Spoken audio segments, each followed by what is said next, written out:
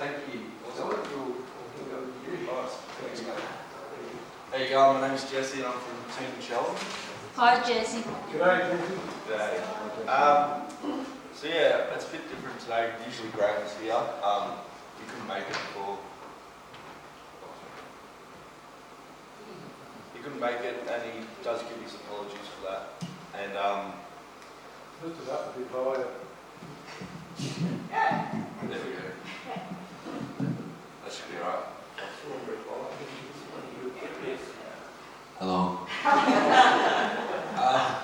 So yeah, as I was saying, Graham does give his apologies that he couldn't be here today. He's usually here at every single TC Sunday. Usually Graham does like to speak on Luke 15 about the prodigal son and the lost coins, about relating it back to the boys in TC. But I'm going to do something a little bit different today. I'm going to read from, I was only going to read the first 3 verses of Psalm 30 and relate it back to myself, but you know, it's a good psalm and I feel like it needs to be honoured and read completely through. So I'll just start off with that, and it says, I will exalt you, O Lord, for you have lifted me up and have not let my foes rejoice over me. O Lord my God, I cried out to you and you healed me. O Lord, you brought my soul up from the grave. You have kept me alive, that I should not go down to the pit. Sing praise to the Lord, you saints of his, and give thanks at the remembrance of his holy name. For his anger is but for a moment, his favour is for life. Weeping may endure for a night, but joy comes in the morning. Now in my prosperity I said, I shall never be moved. Lord, by your favour you have made my mountain stand strong. You hid your face and I was troubled. I cried out to you, O Lord, and to the Lord I made supplication. What profit is there in my blood when I go down to the pit? Will the dust praise you? Will it declare your truth? Hear, O Lord, and have mercy on me. Lord, be my helper. You have turned for me my mourning into dancing. You have put off my sackcloth and clothed me with gladness, to the end that my glory may sing praise to you and not be silent. O Lord, my God, I will give thanks to you forever. Yeah, I was only told about on Friday that I was going to be actually up here talking, and you know, God put this word on my heart. You know, this really speaks volumes over my life and where I was 5-6 years ago. You know, I'll introduce myself a little bit. My name's Jesse. I'm 28. I'm almost turning 28, and I've been on drugs since I was 12 years old. Drinking since I was 10. Smoking at 10. You know, just being a little rat bag. You know, I grew up in housing commission, so there wasn't much money in the house. There was not much food in the house. There was 5 siblings. I never knew what love was really. My mum and dad hated each other. And there was always different men and women in the house when one wasn't home. So there wasn't much love in the house. And you know, growing up seeing that, I thought that's what a man is. You know, there was a lot of child abuse in the house. I was heavily abused physically, emotionally. But yeah, and then my mum and my dad split up because something drastic really happened. I don't really want to speak on that. But you know, it ended up being my 5 siblings and my old man living in a van in like hospital car parks for like a year or so. You know, that. Then we finally got a house, and then yeah, my mum wasn't present for like 8 years. I'm just coasting through this. There's a lot to talk, but I won't mention a lot. But yeah, my mum was gone for 8 years, and then she finally came back into our lives, and then I moved back in with her. She had another child with another man. But you know, I thought life was good. I used to get bullied a lot because I never had a mum at school, so I was always in fights. I never really won, but I was always in fights. Yeah, my mum came back into my life. I moved back in with her, with my sister. You know, and my mum was a raging gambling addict even when I was young. When I was like 4, my memories with my mum is spending my days on the front doorsteps of the pokies while she's in there gambling away the rent, the food, money, and whatever else my dad was providing.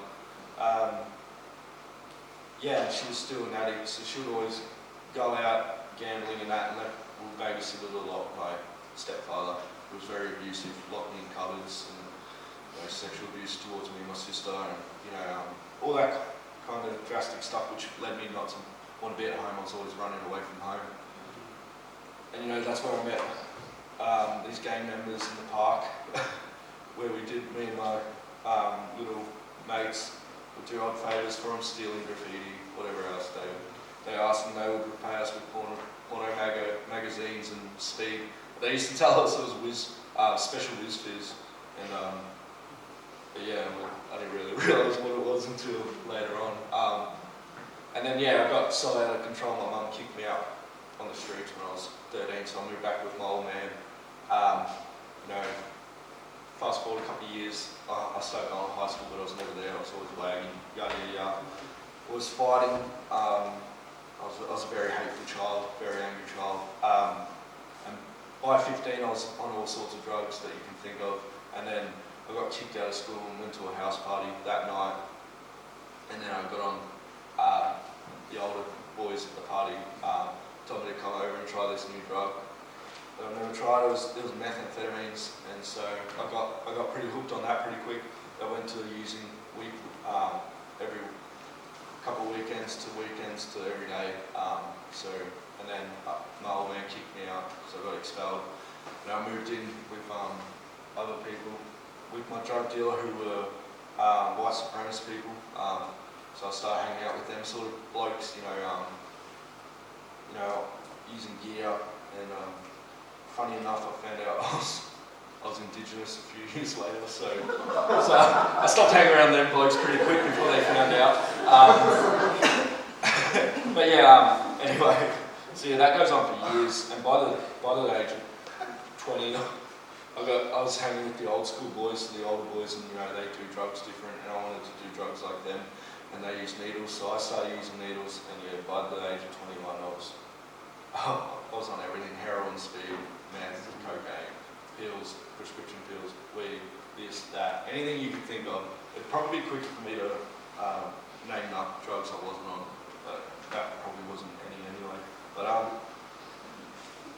and then I got in trouble with the law. I was looking at jail time, and then for some reason the court seen something in me and diverted me to either jail or rehab, so I chose rehab, where I met this bloke named Simon, who was the chaplain of the rehab. And for the first 6 months, I mocked him in his faith, and we'd do a Thursday chapel class where we read things from the Bible, and I just mock him and just be like, yada yada yada. And it got to a point where I'm like, why is this bloke so happy all the time?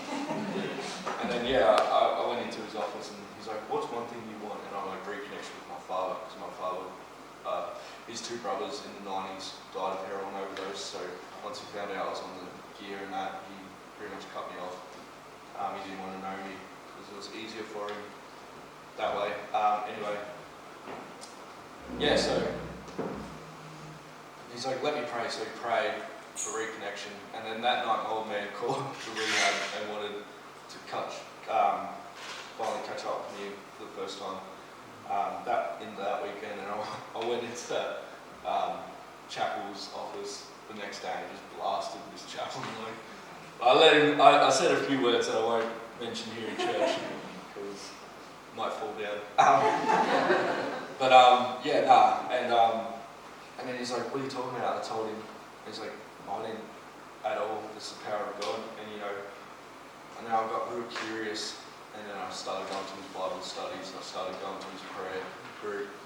And then I got to the point where I'm like, I want to be happy like you, son. So he gave me this prayer. He's like, go say this prayer, but do it private in your room, no one around, just you and God. So I went back, did the prayer, got on my hands and knees, and I'm like, if anyone walks in, they probably think I'm the biggest goose right now. Because I was very self-conscious about myself and that. Still am a little bit. We'll leave that for the Lord to work through. But anyway, so that happened. And 22 years of abuse, trauma, drug addiction, alcoholism, whatever else that went on in that time, I prayed that prayer and it just lifted off me, and I felt just light as a feather, just laying on the floor. I couldn't stop crying. But you know, I left rehab after 12 months, you know, and I became the prodigal son. You know, I was pumped up, you know, I'm living life large, like laughing, all healthy, happy. Then I got out of rehab and, you know, life got busy again. Next thing you know, actually, I didn't get back on the drugs for 2 years after that, actually, but I was drinking every single day. But then I got back from a mission trip. My church actually sponsored me to go on a mission trip over in the Philippines where I built a school with a Baptist church. And then I got back, and that day my old man called me and says, look, you've got to go see your uncle. So I went and see my uncle, and he's like on his deathbed. And I've never really seen death like that before. You know, son on their deathbed from cancer. Like, just to see the man who he was, and then to see him how he, like, it broke me, and I went straight back on. But that night I found drugs and just got back on the needle. You know, that went bad real quick. So I went back to rehab, got all healthy again, got back on God's side, and then I left rehab. And then I got back on the drugs within a week. You know, just push God out and then get back on the drugs. And, you know, I'm exactly, the worst thing about me to the prodigal son is I've done it 4, 5, 6, 7 times, you know. I've grabbed my inheritance and then I ran off with it, spent it in the world. But yeah, that's the first 3 verses. And then yeah, so anyway, the 6th time I'm from Melbourne, don't hold that against me. When I say I'm Victorian, I get a lot of weird looks from South Australians. But I think I've earned my place here now. Let's go Strikers.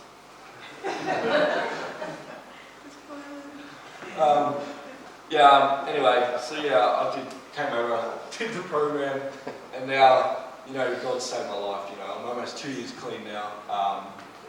It's all in the power.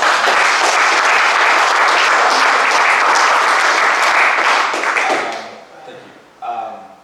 And yeah, now I started doing the internship at Team Challlenge, and now I'm on a slow process to being employed there. I'm actually took the role of intake officer now, so I'm doing a lot of interviews to get boys into the program, you know, and men into the program. So yeah, God's got my life, and I'm standing on a firm foundation, you know, and that's why this one really cuts me up. This psalm, especially the first 3 verses. I will exalt you, O Lord, for you have lifted me up, and have not let my foes rejoice over me. O Lord my God, I cried out to you, and you healed me. O Lord, you brought my soul up from the grave. You've kept me alive, and I should not go down to the pit. And I truly believe that today, and you know, Jesus Christ is the same yesterday, today, and forever. I actually read that this morning in my morning devotion, so it's cool to see that up there. So yeah, that's me in a nutshell, and I'll hand over to Jordan. Oh no, sorry, we're going to hear from Joel actually. Joel's going to come up and give his testimony.